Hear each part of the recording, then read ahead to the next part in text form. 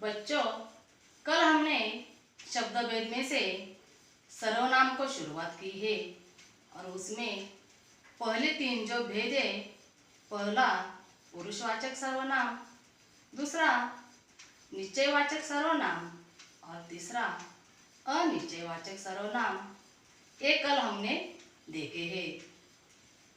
तो आज हम इसे ही आगे शुरू करेंगे।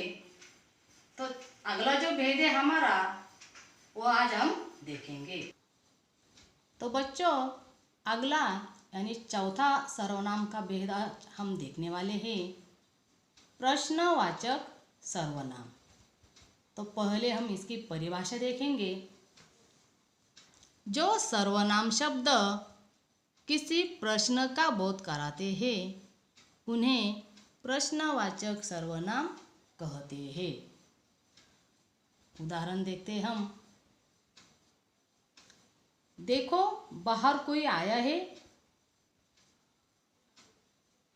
दूसरा उदाहरण, आप क्या मांग रहे हैं। अगला उदाहरण हम देखेंगे, अंदर कौन है। और चौथा उदाहरण, माँ क्या कर रही हो। तो ये उदाहरण हमने देखे हैं प्रश्नवाचक सर्वनाम के। लेकिन बच्चों, इस वाक्य में या जिस वाक्य में प्रश्न पूछा जाता है उसे क्या कहते हैं, या वो वाक्य प्रश्नवाचक कहलाते हैं। और इसमें सबसे महत्वपूर्ण बात यह होती है कि जब वाक्य में प्रश्न पूछा जाता है तो वाक्य के आखिर में वहाँ क्वेश्चन मार्क दिया जाता है, और देना बहुत ज़रूरी है। अगर नहीं दिया तो अगर क्वेश्चन मार्क हमने वहाँ नहीं दिया तो कैसे कहेंगे हम कि ये क्वेश्चन मार्क है या प्रश्नवाचक सर्वनाम है। और अगर ऐसा किया तो परीक्षा में भी मार्क्स कम हो जाते हैं। अगर ऐसे वाक्य दिए जाते या वाक्य देकर कभी कभी पूछा जाता है कि नीचे दिया हुआ वाक्य प्रश्नवाचक स्वरूप में लिखो, या कभी कभी हमें पहचानने को भी कहते हैं। तो पहला जो उदाहरण है, देखो बाहर कोई आया है। प्रश्न पूछा है कि कोई आया है और क्वेश्चन मार्क दिया है। दूसरा भी, दूसरे वाक्य में क्या यह प्रश्न पूछा है उस वाक्य में, और आखिर में क्वेश्चन मार्क। वैसे ही तीसरा, अंदर कौन है। कौन यानी प्रश्न पूछा है वहाँ भी। और तीसरा, क्या, माँ क्या कर रही हो। और सबसे ज़रूरी क्वेश्चन मार्क देना होता है। अगर क्वेश्चन मार्क ही हमने नहीं दिया और ऐसा सिंपल सेंटेंस कहा, देखो बाहर कोई आया है, तो वो प्रश्नवाचक सर्वनाम नहीं कहलाएगा। अगला यानी पांचवा सर्वनाम का भेद हम देखते हैं। अगला पांचवा जो भेद है हमारा, निजवाचक सर्वनाम। हम देखते हैं इसकी परिभाषा। जो सर्वनाम शब्द अपनेपन का बोध कराते हैं, उन्हें निजवाचक सर्वनाम कहते हैं। निज यानी क्या, स्वयं, खुद। हम पहले उदाहरण देखते हैं। मैं अपने आप खाना ले लूँगा। अपने आप यानी खुद, स्वयं। दूसरा, तुम्हें अपना काम स्वयं करना चाहिए, यानी खुद। स्वयं यानी खुद, अपने आप यानी भी खुद। और तीसरा, यह काम मैं खुद करूँगा।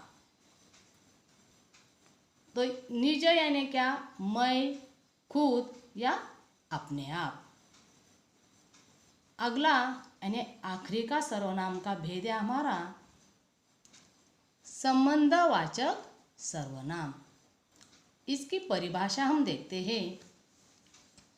जो शब्द संज्ञा या सर्वनाम का किसी अन्य संज्ञा या सर्वनाम शब्द के साथ संबंध स्पष्ट करते हैं, उन्हें संबंधवाचक सर्वनाम कहते हैं।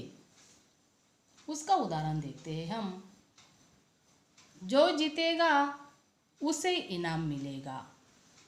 यानी यहाँ इस वाक्य में दो शब्द है जो एक दूसरे पे क्या है, एक दूसरे के साथ जुड़े हैं, या उसका संबंध एक दूसरों के साथ जुड़ा हुआ है। कौन? जो जीतेगा, जो जीतेगा उसे इनाम मिलेगा। दूसरा, जो जैसा करेगा वह वैसा भरेगा। और अगला उदाहरण है बच्चों हमारा, जो और वह, ये दोनों भी शब्द एक दूसरों का वाक्य में हमें संबंध दिखाते हैं। जो करेगा, जैसा करेगा वह वैसा भरेगा।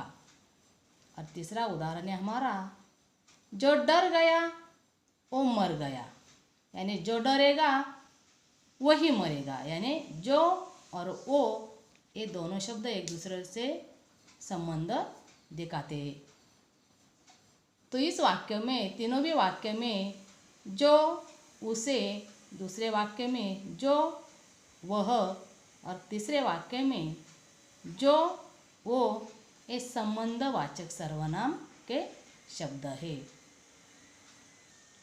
तो बच्चों, आज हमने सर्वनाम का दूसरा भाग 2 देखा है। और इस भाग में हमने जो हमारे बाकी के 3 सर्वनाम बचे थे वो आज हमने पूरे किए हैं। तो ये जो मैंने यहाँ लिखा है बच्चों, अपने नोटबुक में ज़रूर लिख लेना। तो बच्चों, आज हम यही रुकते हैं। धन्यवाद।